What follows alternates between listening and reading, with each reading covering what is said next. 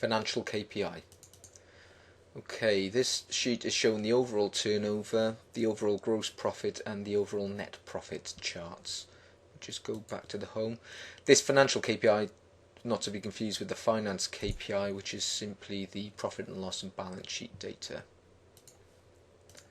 Okay, so the overall turnover chart, we've got the green bar chart for the turnover, total sales. We've also got a green line chart, which is the cumulative turnover, total sales. A dotted green, not shown on this because there's no data, and that's for the last year's cumulative sales, and the orange is the target value. We've also got a data table below with some more accurate values in case that's of more use.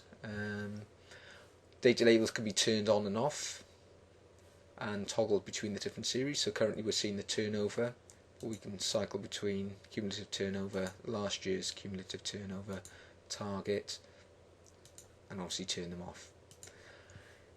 The cumulative values are obviously going to increase over time for the January to December period, so we can see that increase in here.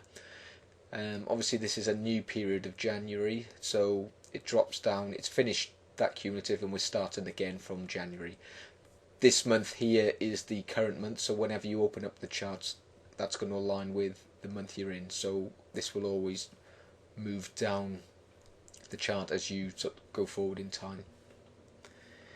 The overall gross profit and net profit are very similar charts, exactly the same layout, but obviously we're looking at gross profit and net profit instead of the turnover.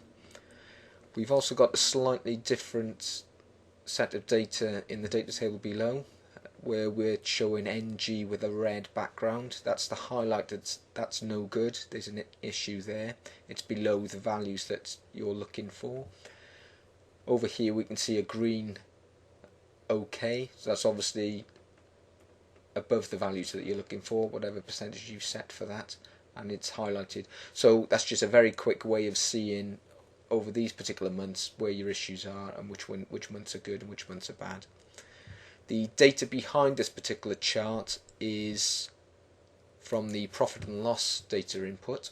So this is showing from the end of 2010 and it goes all the way over to the end of 2014. That can obviously be extended as you get closer to that time. The data for that is inputted through the profit and loss data input. I'll go through that in another video. Won't go into details at the moment on that. So all the data from here again is pulled through from the profit and loss data where you input elsewhere.